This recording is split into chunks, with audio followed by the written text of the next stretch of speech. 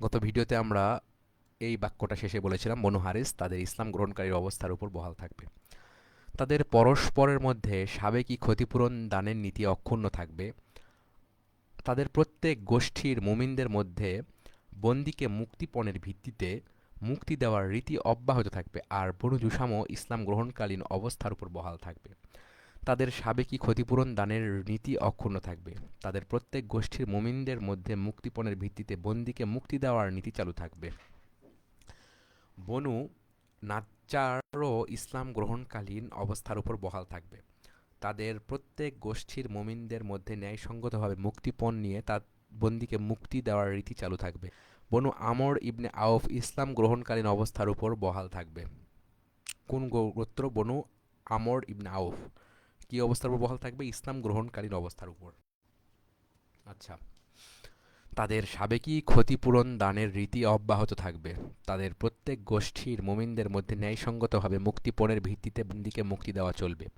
বনু নাবিত ইসলাম গ্রহণকালীন অবস্থার উপর থাকবে। তাদের সাবেকি ক্ষতিপূরণ দানের রীতি চালু থাকবে।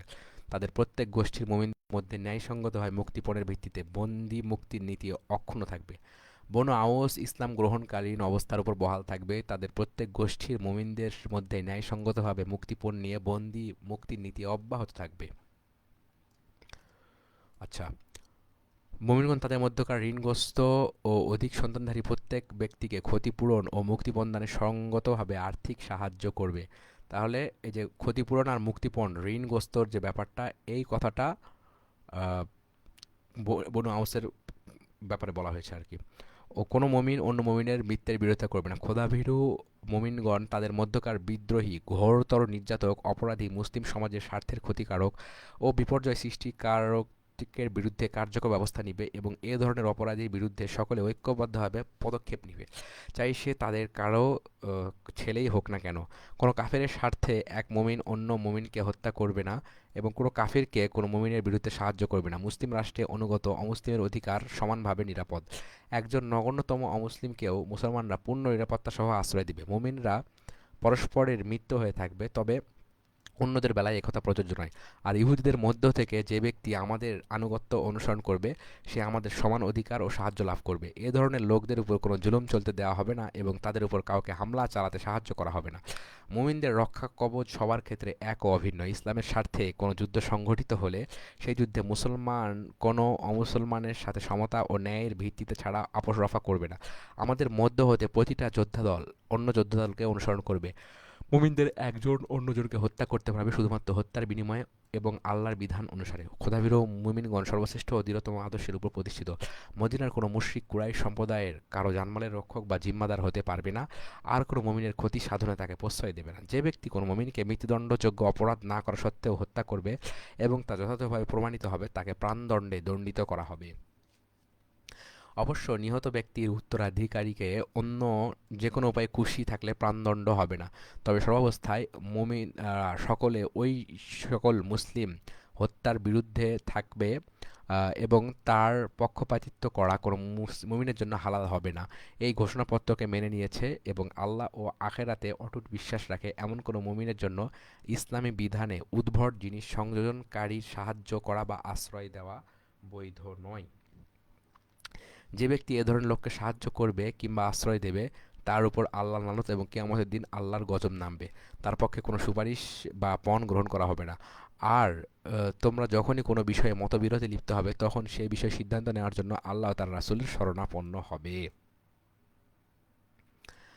মুমিনরা যতদিন যুদ্ধরত থাকবে ততদিন ইহুদিরা তাদের যুদ্ধের রসদ জোগানোতে অংশ নেবে। বনু আউফের ইহুদিরা মুমিনদের সাথে একই উম্মতভুক্ত বলে গণ্য হবে, তারা নিজে এবং তাদের মিত্ররাও। কিন্তু মুসলমানরা ও ইহুদিরা সে অবস্থায় নিজ নিজ ধর্ম পালন করবে। তবে যে ব্যক্তি জুলুম, অত্যাচার ও অপরাধমূলক কাজে লিপ্ত হবে সে কেবল নিজের ও নিজের পরিবার পরিজনের ধ্বংসই ডেকে আনবে। বনু নাজ্জারভুক্ত ইহুদিদের অধিকার বনু আউফের ইহুদিদের সমান। অনুরূপভাবে বনু হারেস, বনু সাইদা, বনু জুসাম, বনু আউস, বনু সালাবা ও বনু সুতাইবার ইহুদিদের অধিকার বনু আউফের ইহুদিদের সমান।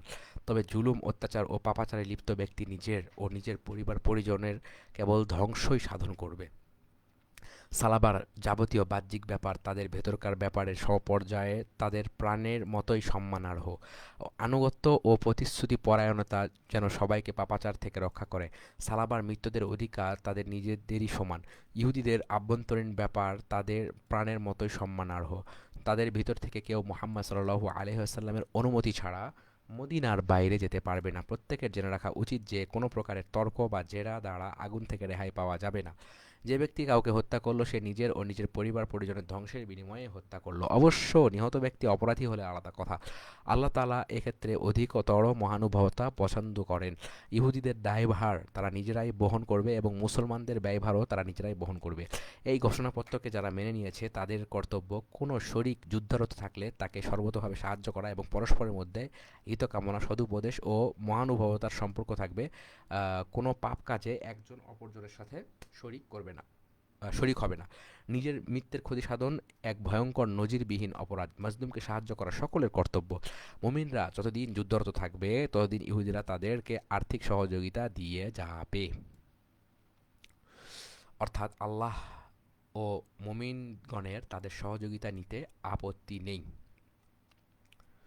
আচ্ছা, এই ঘোষণাপত্রে শরিকদের জন্য ইয়াসরিবের অভ্যন্তরে ভাগ সম্পূর্ণ নিরাপদ।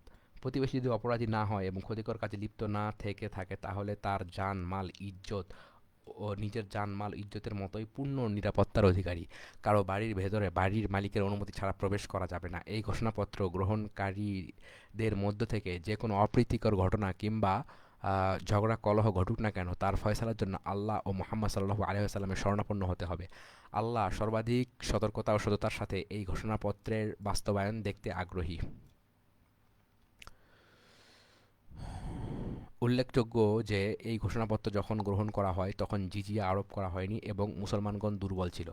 সে সময় ইহুদিরা মুসলমানদের পক্ষে যুদ্ধ করলে যুদ্ধলব্ধ সম্পদে ইহুদিদের অংশ থাকত। এই ঘোষণাপত্রে তাদের জন্য যুদ্ধের ব্যয়ভার বহনে অংশগ্রহণ বাধ্যতামূলক ছিল। জেনে রাখা দরকার যে কুরাইশ ও তাদের সহযোগীদের আশ্রয় দেওয়া চলবে না। ঘোষণাপত্র গ্রহণকারীগণ মদিনা আক্রমণকারীকে ঐক্যবদ্ধভাবে প্রতিরোধ করবে। আর যখন সন্ধি ও মৈত্রী স্থাপনের আহ্বান জানানো হবে তখন তারা আহ্বানকারীর সাথে সন্ধি ও মৈত্রী স্থাপন করবে। এ ধরনের কোনো সন্ধি ও মৈত্রীর দিকে তাদেরকে যখন আহ্বান জানানো হবে তখন তা মেনে চলা মুমিনদের জন্য বাধ্যতামূলক হবে। তবে যে বা যারা ধর্মের বিরুদ্ধে যুদ্ধে লিপ্ত হবে তার বা তাদের সাথে কোনো সন্ধি বা মৈত্রী হবে না। হুম। সাধারণ মানুষ যখন যুদ্ধে অংশগ্রহণ করবে তখন তারা তাদের প্রাপ্য অংশ সেই পক্ষের নিকট থেকে নেবে যে পক্ষ তাদেরকে বাহিনীতে ভর্তি করিয়েছিল। আউসের ইহুদিদের ও তাদের মিত্রদের অধিকার ও দায় দায়িত্ব এই ঘোষণাপত্র গ্রহণকারীদের অধিকার ও দায় দায়িত্বের মতোই, এবং ঘোষণাপত্র সম্পাদনকারীদের কাছ থেকে তারা পূর্ণ ন্যায়সঙ্গতভাবে তা লাভ করতে পারবে। কেউ সততার পথ অবলম্বন করলে তার পূর্বতন পাপাচার ক্ষমার চোখে দেখা হবে। কেউ খারাপ কাজ করলে তা নিজেরই ক্ষতি সাধন করবে। আল্লাহ এই ঘোষণাপত্রের আনুগত্যের ব্যাপারে সর্বাধিক সততা ও সত্যবাদিতা দেখতে চান। এই ঘোষণাপত্র কোনো অত্যাচারী বা অপরাধীর জন্য রক্ষা কবচ নয়। জুলুম কিংবা অপরাধে লিপ্ত না হলে যুদ্ধ থেকে বেরিয়ে যাওয়া কিংবা নিষ্ক্রিয় বসে থাকা লোকও মদিনার চৌহদ্দির ভিতরে নিরাপত্তা লাভ করবে। যে ব্যক্তি সততা ও ক্ষুধাভীতির পথে অবিচল থাকবে আল্লাহ ও মুহাম্মদ সাল্লাল্লাহু আলাইহি সাল্লাম তার আশ্রয়দাতা ও সহায়ক থাকবেন। আনসার ও মুহাজিরদের মধ্যে ভ্রাতৃ সম্পর্ক স্থাপন। ইবনে ইসহাক বলেন রাসূলুল্লাহ সাল্লাল্লাহু আলাইহি ওয়াসাল্লাম মুহাজির ও আনসারদের মধ্যে ভ্রাতৃত্বের সম্পর্ক স্থাপন করেন। তিনি যা বলেননি তা তার উপর আরোপ করা থেকে আল্লাহর কাছে পানা চাই। আমি জানতে পেরেছি যে তিনি প্রতি দুইজনের মধ্যে ভ্রাতৃত্ব বন্ধন স্থাপন করেছিলেন। এরপর তিনি আলী ইবনে আবু তালিবের হাত ধরে বললেন, এ হলো আমার ভাই। আচ্ছা,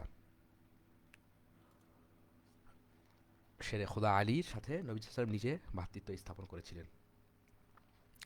এভাবে নবীদের সর্দার, মুত্তাকিদের নেতা, বিশ্বজাহানের প্রতিপালকের রাসূল, বিশ্বজাহানে যার কোনো জুড়ি নেই, তিনি আর আবু তালিব তনয় আলাদা নতুন করে ভ্রাতৃবন্ধনে আবদ্ধ হলেন। আর আল্লাহ ও রাসূলের সিংহ এবং রাসূলুল্লাহ সাল্লাল্লাহু আলাইহি ওয়াসাল্লামের চাচা হামজা ইবনে আব্দুল মুত্তালিব ও যায়েদ ইবনে হারিসার ভ্রাতৃ সম্পর্ক স্থাপিত হলো। মানে তার পিতৃতুল্য একজন লোককে হামজা রাদিয়াল্লাহু আনহু এবং তার পুত্র যায়েদ ইবনে হারেসা, এই দুইজনের ভ্রাতৃ সম্পর্ক স্থাপিত হলো। উহুদ যুদ্ধে যাওয়ার প্রাক্কালে হামজা ওসিয়ত করে গিয়েছিলেন তার মৃত্যু হলে যায়েদ ইবনে হারেসা তার সম্পত্তির উত্তরাধিকারী হবেন। আবু তালিবের পুত্র জাফর তাইয়ার ও বনু সালামা বংশোদ্ভূত মুআজ ইবনে জাবাল পরস্পর, মানে জাফর তাইয়ার এবং মুআজ ইবনে জাবাল, হ্যাঁ, পরস্পর ভ্রাতৃবন্ধনে আবদ্ধ হন। আবু বকর সিদ্দিক রাদিয়াল্লাহু আনহু ও খাবেজা ইবনে জুহায়ের পরস্পর ভ্রাতৃবন্ধনে আবদ্ধ হন। ওমর ইবনুল খাত্তাব ও ইতবান ইবনে মালিক পরস্পর ভাই হন। আবু উবাইদা ইবনুল জাররা ও সাদ ইবনে মুআজ, আব্দুর রহমান ইবনে আউফ ও সাদ ইবনে রবি, জুবাইর ইবনুল আওয়াম ও সালামা ইবনে সুলমা, উসমান ইবনে আফফান ও আউস ইবনে সাবিত, তালহা ইবনে উবাইদুল্লাহ ও কাব ইবনে মালিক, সাইদ ইবনে যায়েদ ও উবাই ইবনে কাব, মুসাব ইবনে উমাইর ও আবু আইয়ুব খালিদ, আবু হুযায়ফা ইবনে উতবা ও উব্বাদ বিন বিশর, আম্মার ইবনে ইয়াসার ও হুযায়ফা ইবনুল ইয়ামান এবং আবু যর গিফারি ও মুনজির ইবনে আমর পরস্পর ভ্রাতৃ সম্পর্ক স্থাপন করেন। এছাড়াও হাতিব ইবনে আবু বালতা এবং উমাইম ইবনে সায়েদা, সালমান ফারিসি, আবু দারদা এবং আবু বকরের আজাদকৃত দাস বেলাল ও আবু রুকাইয়ার মধ্যে ভ্রাতৃবন্ধন স্থাপিত হয়। রাসূলুল্লাহ সাল্লাল্লাহু আলাইহি ওয়াসাল্লামের তার যেসব সাহাবীদের মধ্যে ভ্রাতৃত্বের বন্ধন স্থাপন করেন তাদের মধ্যে উল্লেখিত সাহাবীদের নামই আমি জানতে পেরেছি। আজানের সূচনা।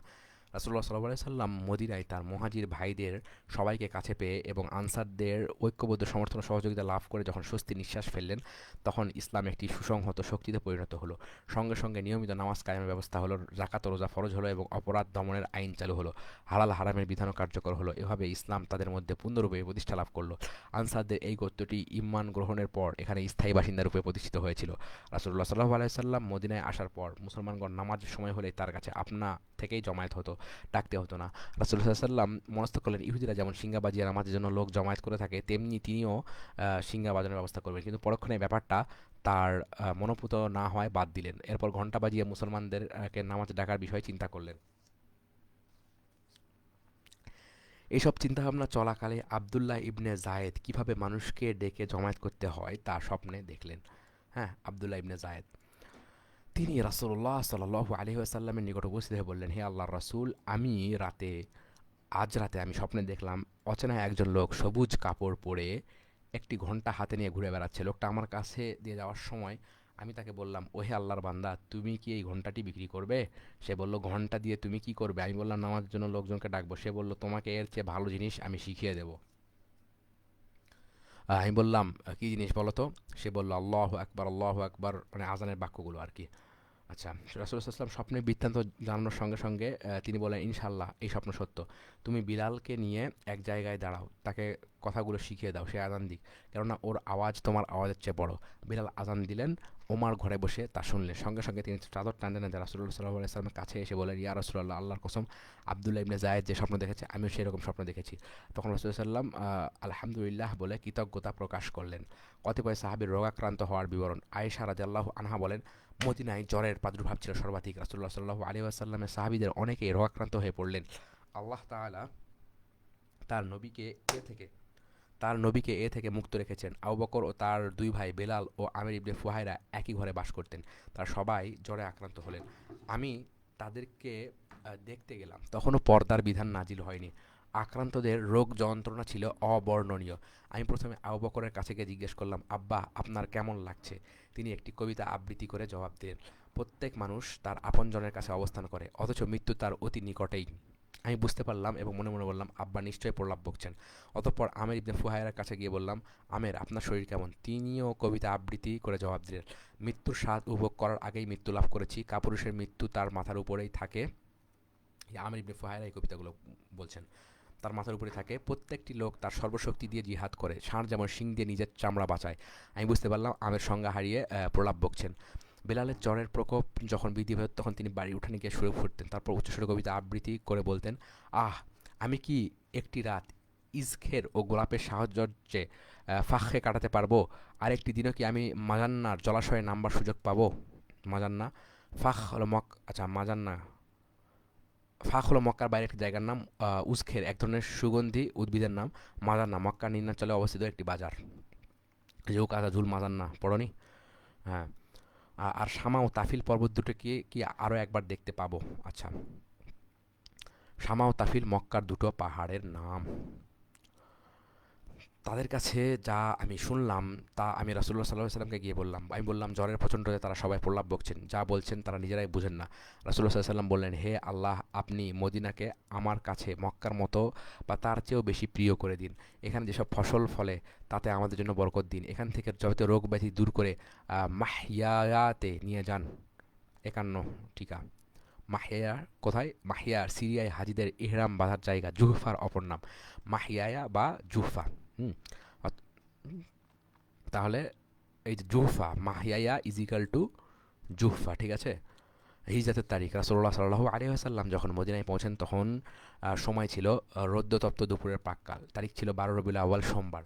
তখন রাসূলুল্লাহ সাল্লাল্লাহু আলাইহি ওয়াসাল্লামের বয়স ছিল 53 বছর। এটা নবুয়তের 13 বছর পরের ঘটনা। অতঃপর রবিউল আউয়াল মাসের বাকি দিনগুলো এবং রবিউল সানি, জুমাদুল আউয়াল, জুমাদুল সানি, রজব, শাবান, রমজান, শাওয়াল, জিলহজ ও মুহররম মাস মদিনাতে অবস্থান করেন। অর্থাৎ হিজরত করে মদিনা যাওয়ার পর এই সময় মদিনার বাইরে কোথাও যাননি। প্রথম যুদ্ধাভিযান, মদিনা আগমনের ঠিক 12 মাস পর সফর মাসে তিনি ওয়াদদান তথা আবওয়া অভিযানে বের হন। কুরাইশ ও বনু দামরা ইবনে বাকরের সন্ধানে তিনি ওয়াদদান পৌঁছেন। সেখানে বনু দামরা তার বশ্যতা স্বীকার করে। অতঃপর তিনি কোনো রকম ষড়যন্ত্রের সম্মুখীন না হয়ে নিরাপদে মদিনায় ফিরে আসেন। সফর মাসের অবশিষ্ট দিনগুলো রবিউল আউয়াল মাসের প্রথমাংশ সেখানেই অতিবাহিত করেন। উবাইদ ইবনে হারিসের নেতৃত্বে অভিযান, রাসূলুল্লাহ সাল্লাম এই যুদ্ধের ঝান্ডা বেঁধেছিলেন। রাসূলুল্লাহ সাল্লাম মদিনা অবস্থানের এই সময়ে তিনি উবাইদা ইবনে হারিসকে 60 অথবা 80 জন লোকের একটি অশ্বারোহী বাহিনী সহ পাঠালেন। তারা সবাই ছিলেন মুহাজির, আনসারদের কেউই তার সাথে ছিল না। দলটি সানিয়াতুল মুরার নিম্নভূমিতে একটি জলাশয়ের কাছে পৌঁছালে কুরাইশদের বিরাট একটি দলের সম্মুখীন হলো, কিন্তু কোনো যুদ্ধ হলো না। কেবল সাদ ইবনে আবি ওয়াক্কাস একটি তীর নিক্ষেপ করেন। এটাই ছিল ইসলাম বাহিনীর প্রথম তীর নিক্ষেপ। অতঃপর দলটি ফিরে এলো। মুসলমানগণ ছিল তখন বেশ উদ্দীপ্ত। সমুদ্র উপকূলের দিকে হামজার নেতৃত্বে অভিযান, রাসূলুল্লাহ সাল্লাল্লাহু আলাইহি ওয়াসাল্লাম এই সময় হামজা রাদিয়াল্লাহু আনহুর নেতৃত্বে 30 জন ঘোড়সওয়ার মুহাজিরের একটি দলকে ইসের দিক দিয়ে সমুদ্র উপকূলের দিকে পাঠিয়ে দিলেন। এই অভিযানেও কোনো আনসারকে পাঠালেন না। এবার মুসলিম বাহিনী আবু জাহেলের নেতৃত্বে মক্কার 300 অশ্বারোহীর একটি বাহিনীর মুখোমুখি হলো। মাজদি ইবনে আমর জোহানির প্রচেষ্টায় তখন কোনো সংঘর্ষ ঘটল না। উভয় পক্ষকে দূরে সরিয়ে দিলেন, ফলে উভয় বাহিনী পরস্পর থেকে বিচ্ছিন্ন হয়ে গেল। এবারও কোনো যুদ্ধ সংঘটিত হলো না। বুয়াত অভিযান, রবিউল আউয়াল মাসে রাসূলুল্লাহ সাল্লাল্লাহু আলাইহি ওয়াসাল্লাম কুরাইশদের বিরুদ্ধে সামরিক অভিযানে বেরিয়ে বুয়াত নামক স্থানে পৌঁছলেন। সেখানে গেলেন রিদওয়ার দিক দিয়ে। কোনো যুদ্ধ ছাড়াই তিনি মদিনায় ফিরে এলেন। সেখানে তিনি রবিউল সানির অবশিষ্ট দিনগুলো এবং জুমাদিউল উলার প্রথম ভাগ অতিবাহিত করলেন। এই অভিযানে যাওয়ার সময় সাহেব ইবনে ওসমান ইবনে মাজুনকে মদিনার দেখাশোনার দায়িত্ব দেওয়া হয়। বুয়াত ইয়াম্বুর নিকটবর্তী জুহাইনা গোত্রের একটি পর্বতের নাম। হ্যাঁ, বুয়াত হচ্ছে কি? ইয়াম্বুর নিকটবর্তী জুহাইনা গোত্রের একটি পর্বত, এটা হলো পর্বতের নাম। উসাইরের অভিযান, রাসূলুল্লাহ সাল্লাল্লাহু আলাইহি ওয়াসাল্লাম পুনরায় কুরাইশদের বিরুদ্ধে সামরিক অভিযান পরিচালনা করলেন। এই সময় আবু সালামা ইবনে আব্দুল আসাদকে মদিনার রক্ষার দায়িত্ব দেওয়া হয়। বনু দিনারের গিরিবর্ত দিয়ে অতঃপর হাবারের মধ্যভূমির মধ্য দিয়ে বাহিনী নিয়ে ইবনে আজহার উপত্যকায় পৌঁছে সেটি একটি গাছের ছায়ায় যাত্রাবিরতি করলেন। সেখানে নামাজ পড়লেন। এজন্য সেখানে একটি মসজিদ রয়েছে। সেখানে তার জন্য খাবার তৈরি করা হলো এবং তিনি সবাইকে সাথে নিয়ে খাওয়া দাওয়া করলেন। ওই স্থানে ডেকচি রাখার জায়গায় এখনও সুস্পষ্ট। তাকে সেখানকার মুশতারাব নামক ঝর্ণা থেকে পানি পান করানো হলো। তারপর তিনি খালায়েক নামক স্থানকে বাম দিকে রেখে যাত্রা শুরু করলেন এবং আবদুল্লাহ গিরিপথ অতিক্রম করলেন। অতঃপর বাম দিকে ঘুরে ইয়াল নামক সমভূমিতে পৌঁছে ইয়াল ও দাবুয়া সংযোগস্থলে যাত্রাবিরতি করলেন এবং সেখানকার একটি কুয়া থেকে পানি পান করলেন। অবশিষ্ট ফারাস মিলালের সমভূমির মধ্য দিয়ে চললেন। অবশেষে ইয়ামামের ছোট ছোট পার্বত্য অঞ্চলে পথ পেলেন। অতঃপর সেই পথ ধরে ইয়াম্বুর সমভূমি দিয়ে উসায়রাতে গিয়ে যাত্রাবিরতি করলেন। এখানে জুমাদিউল উলা এবং জুমাদিউল স্থানে কয়েকটা দিন অবস্থান করলেন। এখানে বনু মাদলাজ ও তার বনু দামরা গোত্রীয় মিত্রদেরকে বশ্যতা শিকারে উদ্বুদ্ধ করলেন। অতঃপর নিরাপদে মদিনায় ফিরে গেলেন। সাদ ইবনে আবি ওয়াক্কাসের নেতৃত্বে সামরিক অভিযান, অতঃপর রাসূলুল্লাহ সাল্লাল্লাহু আলাইহি ওয়াসাল্লাম সাদ ইবনে আবি ওয়াক্কাসের নেতৃত্বে একটি বাহিনী পাঠান। 8 জন মুহাজিরের এই বাহিনী হিজাজের খারজার নামক স্থানে গিয়ে উপনীত হলো।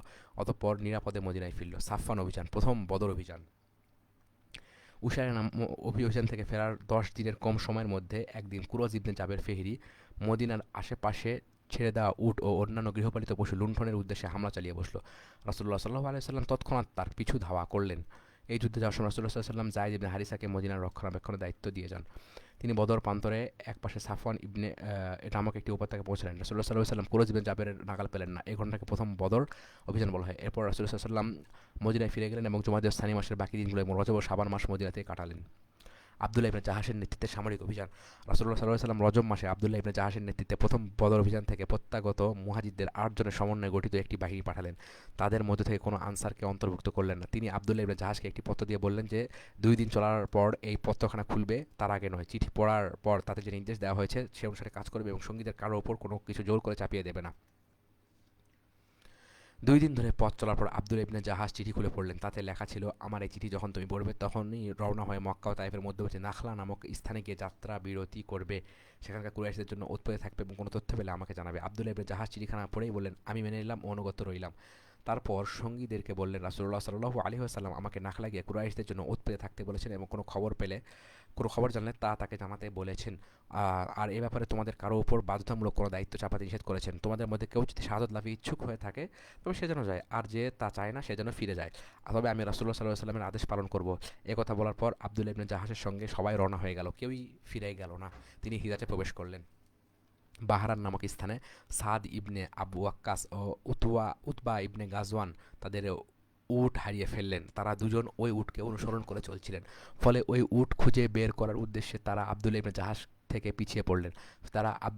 আব্দুল্লাহ ইবনে জাহাস ও তার সঙ্গীগণ যাত্রা অব্যাহত রাখলেন। চলতে চলতে তারা নাখলাতে পৌঁছে যাত্রা বিরতি করলেন।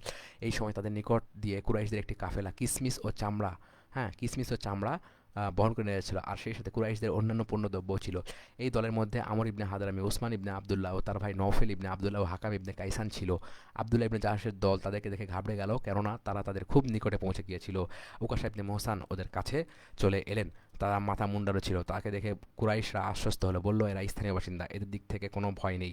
ওদিকে মুসলমানগণ কুরাইশদের ব্যাপারে পরামর্শ বসলেন। ওই দিন ছিল রজব মাসের শেষ দিন। সকলে মত প্রকাশ করলেন যে আজকে কুরাইশদের এই কাফেলাকে ছেড়ে দিলেই এরপরই তারা হারাম শরীফের এলাকায় প্রবেশ করবে এবং আমাদের হাত থেকে নিরাপত্তা লাভ করে। পক্ষান্তরে আজ যদি তাদেরকে হত্যা করা হয় তাহলে নিষিদ্ধ মাসে রক্তপাত ঘটানোর দোষে দোষী হতে হবে। তাই তারা দ্বিধাদ্বন্দ্বের মধ্যে পড়ে গেলেন এবং কুরাইশ কাফেলার বিরুদ্ধে কোনো পদক্ষেপ গ্রহণ করতে সংকোচ বোধ করতে লাগলেন।